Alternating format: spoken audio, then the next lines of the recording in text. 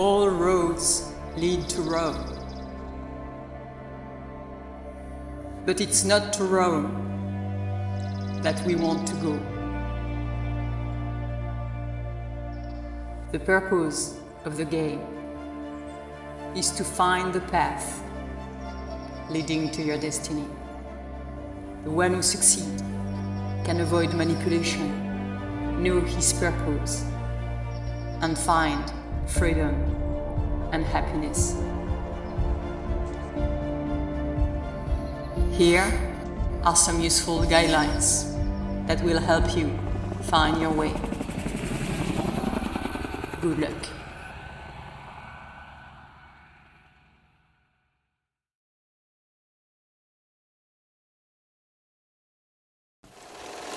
Advice number 1. Be careful. Not everything you see is necessarily true.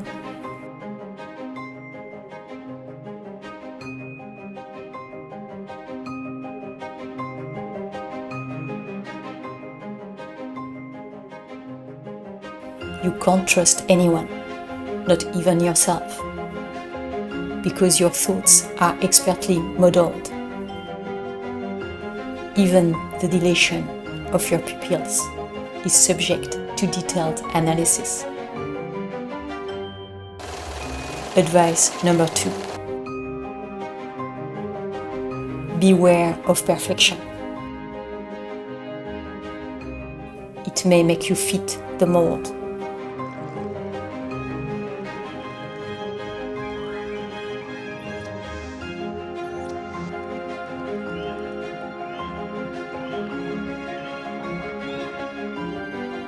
Flee eternal youth.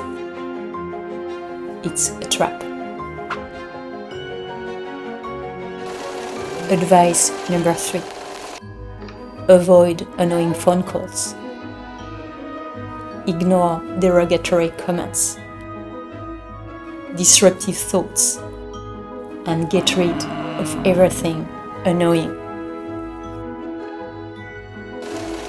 Advice number 4. Be present. Pay attention to details. Listen to the imperceptible. Detect what is unusual. You may discover that magic is all around you. Advice number 5. Pay attention to your dreams. Connect to your primary instincts. Visit your past lives to understand your present one. Everything is linked. The game started a few centuries ago.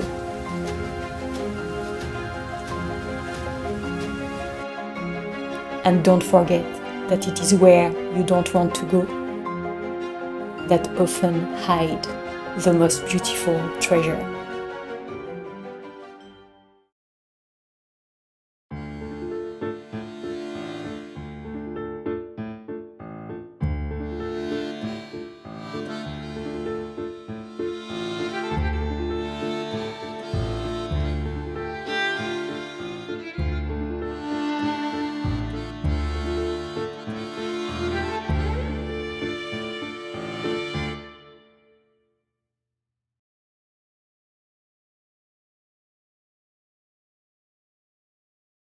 What is your biggest fear, Jean?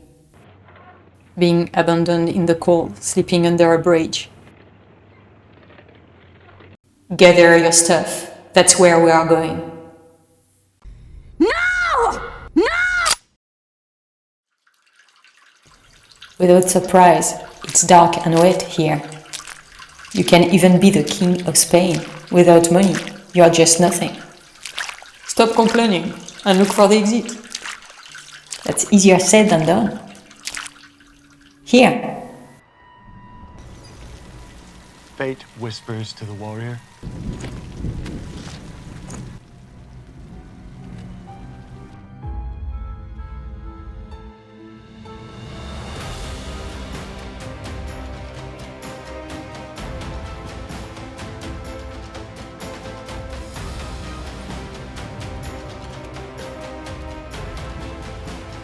Your mission, would you be willing to accept it, is to build a machine to cross the desert. find universal awareness.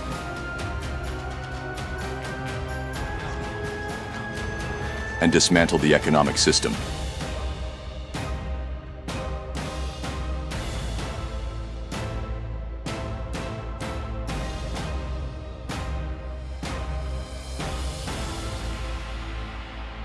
Good luck. This message will self-destruct in 5 seconds.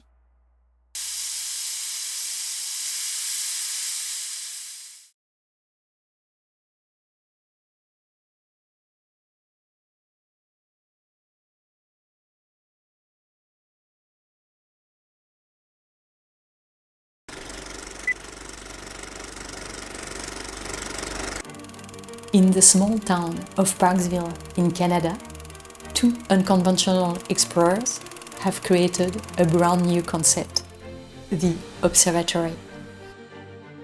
An unexpected encounter between the Sunday caravan to enjoy pay leaves and Alan Turing's machine to decrypt coded German messages. The significant difference being that the observatory doesn't decrypt war messages, but encoded divine communications. No need for complicated technologies here. The observatory, designed as a Tibetan monastery built between earth and sky, will leave as soon as its construction is completed.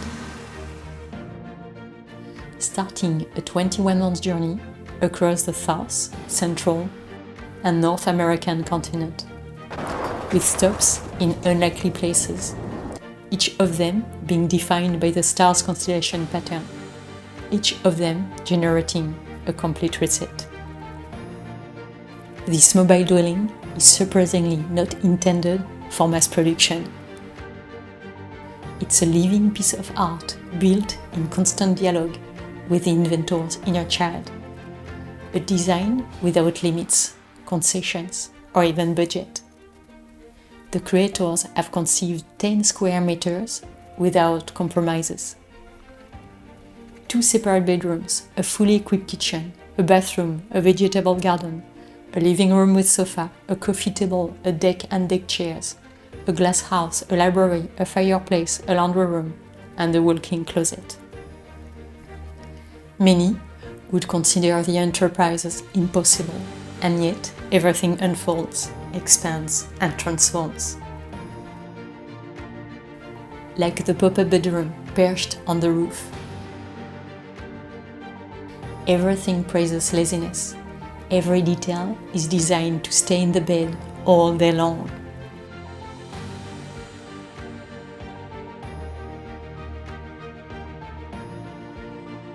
Access is made thanks to a retractable staircase. A tablet allows to write without leaving the bed. A pulley basket brings up the supplies directly from the kitchen.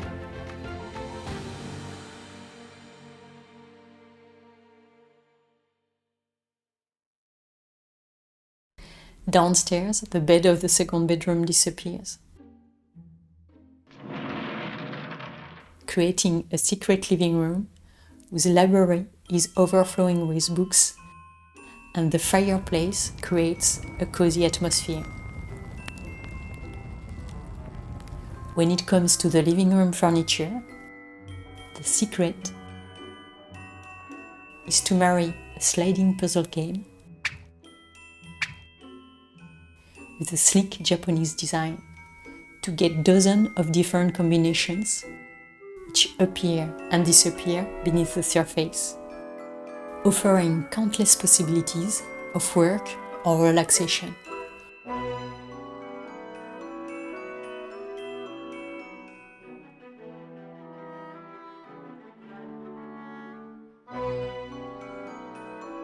All in tune with creativity, highly conducive to capture divine transmission.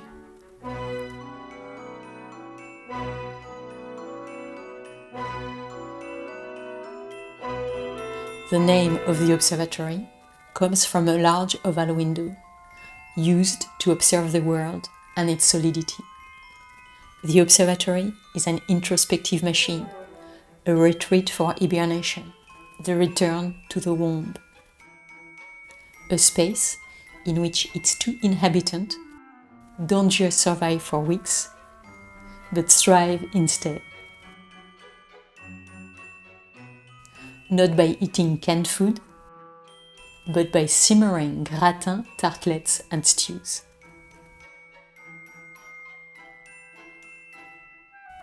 Here is the kitchen. This little marvel relies on 90% manual power and laziness. No need to do the dishes. You put your dirty plates in the sink, close the hermetic lid, and after only 5 minutes of intense steam, your dishes are ready. A quick rinse, and all you have to do is put everything away in the drying drawer. The genius is that the drying drawer serves also as a storage. Work is kept to its minimum here.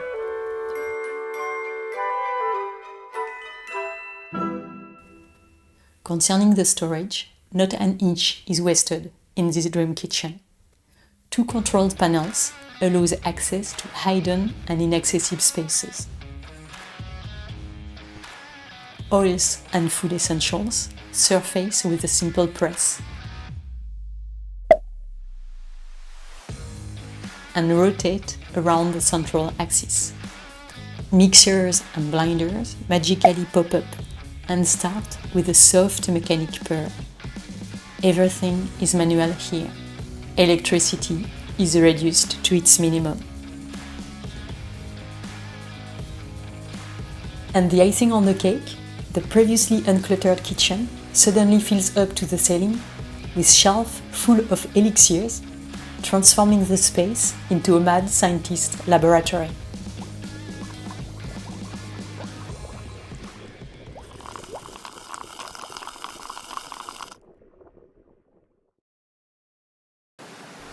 And the best for last is the observatory enclosed water circuit, an ingenious loop system to reuse grey water and return it purer than the first time.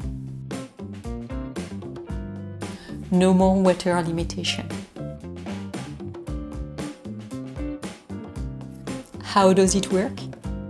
Recyclable water comes from the tap, passes through 2 filters, circulate around the ceramic fridge, cooling the walls, while the sand acts as a giant cereal filter. The circulating water continues its way toward the enrichment basins, mini filtering ponds, and then splits in 2. One part feeds the vegetable drips, providing salads and fresh herbs in the kitchen. The other is stored in ceramic jars, keeping cheese and mushroom cellars cool. And finally, while the mushrooms grow, our inventors can concentrate on their purpose without being constantly interrupted by cleaning tasks, thanks to an ingenious invention, the magic wipe, revolutionizing sponging and mopping. Inspired by car shields and automatic cleaning stations, the magic wipe is powered by the steam of the dishwasher and can activate the entire system up to 2 times a day. Cleverly stored in its cleaning garage station, the magic wipe follows the supply hidden rails, activates its rotative brush on its way out, and dry with its squiggy on its way back, making everything effortless.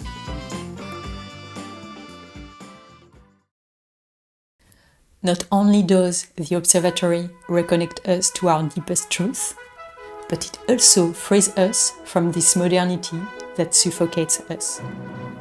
All in 6 steps. By 1, saying goodbye to cleaning tasks. By 2, ringing the end of our modern problems.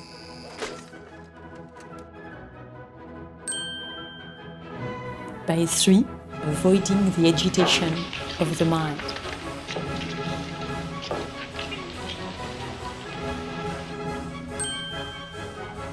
By 4, preventing us from the compulsive necessity of having to make money. Freeze! Nobody move! Get over there! Okay. All right, get away from those alarms. By 5, alleviating the worry of managing all the useless things we buy.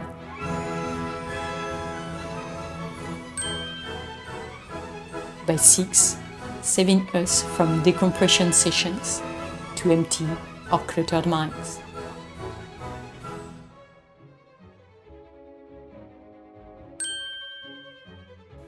The observatory is a mind-freeing machine, a unique artwork, a pure gem.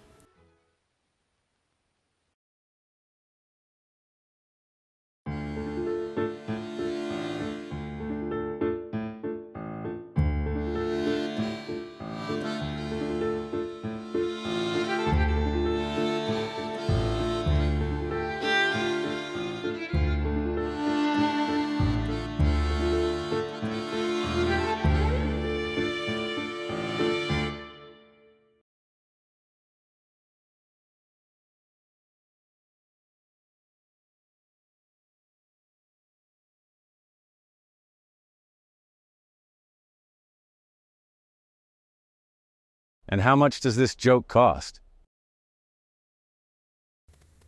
Nothing. The observatory experiment a brand new concept called dismoney. Dismoney comes from the prefix dis, meaning the opposite of, and the noun money, a current medium of exchange. Dismoney is based on the exact same structure as a noun dismantle, ringing the end of an economic system that generously offers two paths.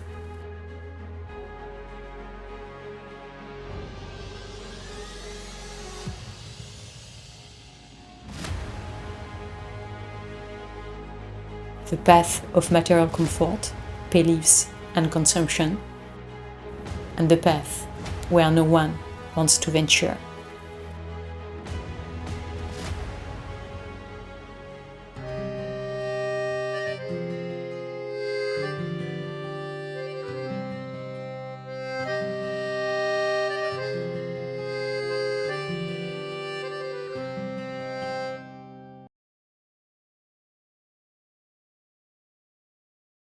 Built by the French architect Le Corbusier as a social solution for mass housing, the Radiant City exists for real. Here, for the need of the demonstration, comes the Lord.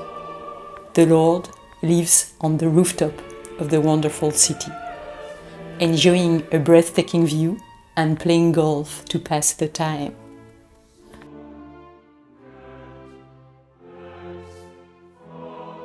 Under the caring domination of the Lord comes the usual social classes. Upper on top, middle below, and lower at the bottom, with no view left. In the Radiant City world, everyone is happy, works hard, and receives various levels of material comfort. Under the Radiant City, between the sewage drains and the garbage chutes, comes the not so radiant world of the excluded.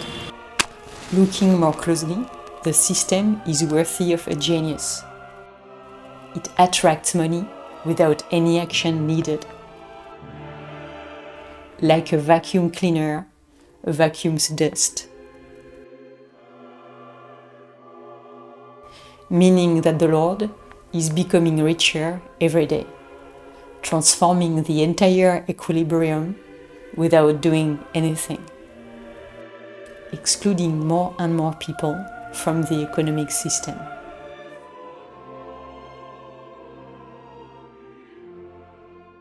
Creating at the same time the century of enlightenment and the Dark Age.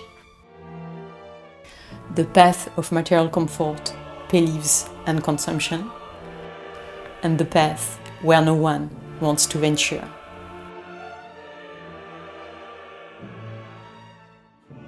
And that's precisely where the solution lies, just beneath the Radiant City. Because the outcasts have perhaps no lord to take care of them, nor relative material comfort. But they have something that no one else has.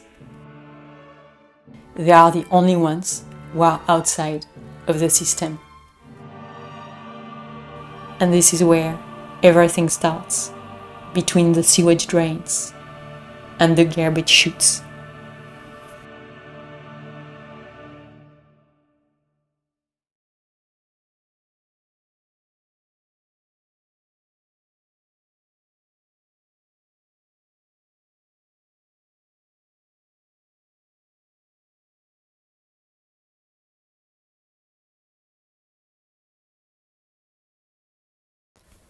Colitopia comes from the gathering of the words collaboration, collision, and utopia.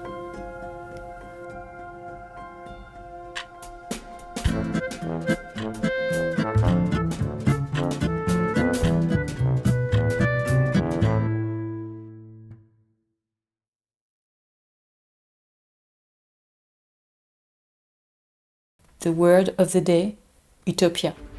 A place of ideal perfection. Created in 1515 by Thomas More, the utopian concept resonated like a bomb, awakening the humanists of the time who all wanted to reinvent the fundamental way we envision our societies. As utopia was perceived as a threat, it saw, like a few other words, its meaning deformed. Because as we can rewrite history, we can also drastically change the meaning of words.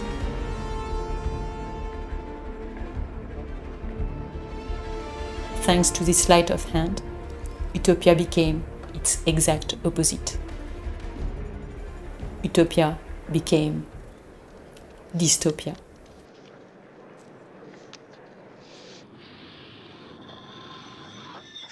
Colitopia rekindled the flame, which was off for far too long. So if we take utopia, which is a bomb, that awakens humanists to invent a new society, and we mix it vigorously with collaboration, we get a collaborative bomb.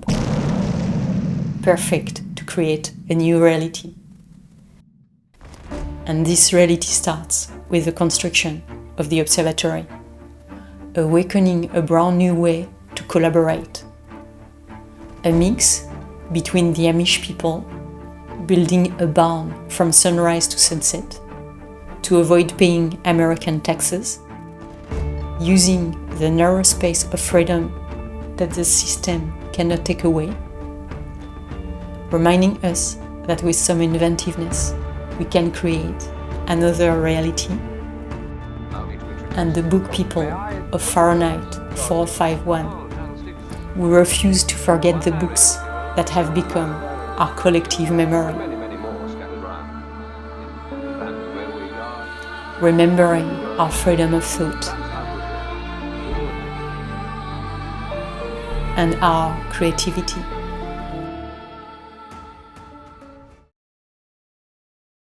The construction of the observatory creates a tangible reality, flourishing far from the economic system. A truth on which we can lean on.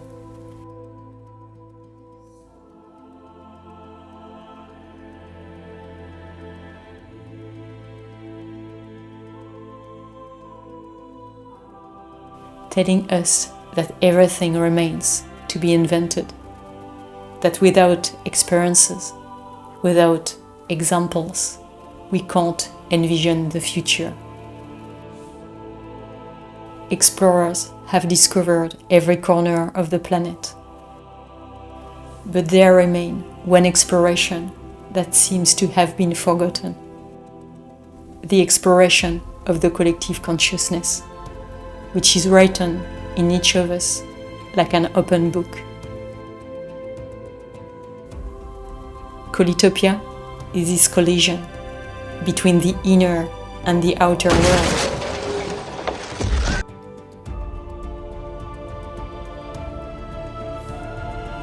Between spirituality and reality.